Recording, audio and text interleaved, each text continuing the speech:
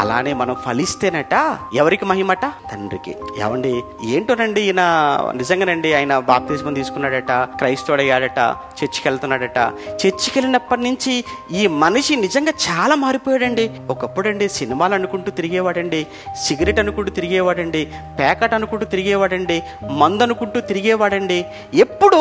కానీ ఏమైందో తెలియదండి. ఈలోపు యేసుప్రభు నమ్ముకున్నాడట, చాలా మారిపోయాడండి ఆయన అని నిన్ను చూస్తున్న వాళ్ళు, నీ చుట్టూ ఉన్న వాళ్ళు మాట్లాడుతున్నప్పుడు అప్పుడు ఎవరికండి మహిమ? అంటే దేవుని నమ్ముకుంటేనండి వాళ్ళ ప్రభు చూసారా అతను ఎలా చేశాడో. అలా కాకుండా ఏమండి ప్రభు నమ్ముకున్నానని చెప్పి గుడికి వెళ్తున్నాడండి, ఆధారం వచ్చిందంటే మాత్రం సంకర బైబిల్ పెట్టుకుని వెళ్ళిపోతాడు, ఇంటికి రాగానేనండి మళ్ళీ ప్యాకెట్కి వెళ్తాడండి, రాగానేనండి మళ్ళీ మందు షాప్ దగ్గర కనబడతాడండి. ఆహా ఏం ప్రభు అండి అలా ప్రభు అన్నారనుకోండి, ఏమైపోయింది మన ప్రభువుకు? అవమానం. మిమ్మును బట్టి నా నామం మరల అన్ని జనుల మధ్య అయిపోయింది. ఏమండి అబద్ధం అనేది తెలియదండి ఈ మనిషికి. బాప్తిసం తీసుకోవడానికి ముందు అన్ని అబద్ధాలు ఆడేవాడండి, మోసం చేసేవాడండి.